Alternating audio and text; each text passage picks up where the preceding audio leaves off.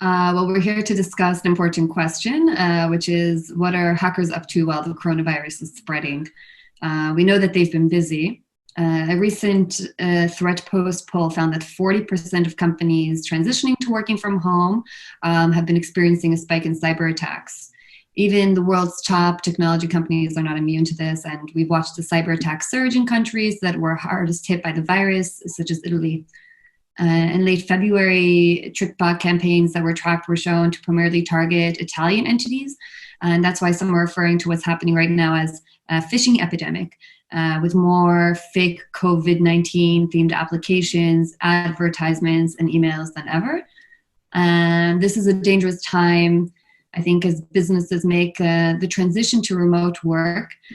So my first question, I guess, for you is, what do you think the top threats are that institutions face today when operating a remote workforce? Thank you for the question. So to summarize maybe the top 3 or 4 things that happened today, especially with the current situation. So the first one is the extremely high stress on the communication networks of the organization, on the firewalls and network protection systems for the organizational networks.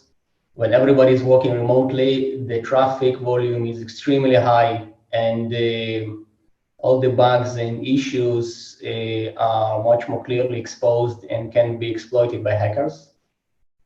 And also the attack surface is much higher when somebody can slip easier into this high volume traffic and with totally different parameters than during a normal operation. So the second one is actually when working from home, suddenly everyone connects to the organizational backend and data center through Wi-Fi and cellular and home networks, which have hardware and that is open to attacks, and also in many occasions with known vulnerabilities and issues. So it's also much easier to attack the endpoint devices, the smartphones and the laptops, than to attack the organizational network itself. So that's secure network access is the second one. Could you discuss more specifically what some of the new opportunities are that hackers have available to them now that people are working from home, that their networks are more vulnerable?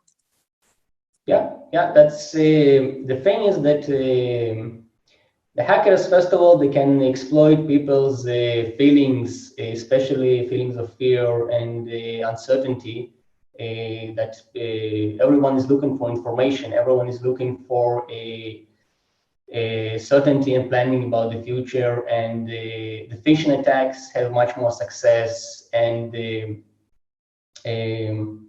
much more easier getting into a organizational laptop that is connected from home than inside the office, inside the company's building. And second one, suddenly, like people are experiencing that the remote work protection is very hard to use, because now they're using 24/7. It's very inconvenient.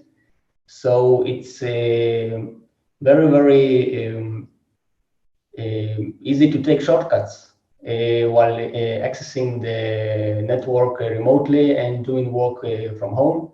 And it's also a unique opening for hackers that exists because of the coronavirus and because everyone is working from home 24/7. What do you recommend are the best practices for organizations to use to combat these threats? So the first one, I think the best one is to make the security easy and transparent to use. So if it's something that is that exists in the employee's devices and happens on the background and always on and doesn't require any manual action, then everybody will use it all the time. And that's the basic level of protection. The second one is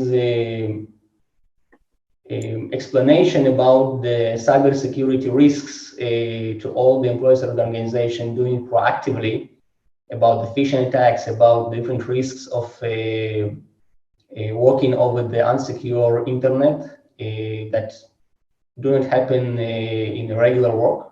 So the people can know about them and can behave accordingly.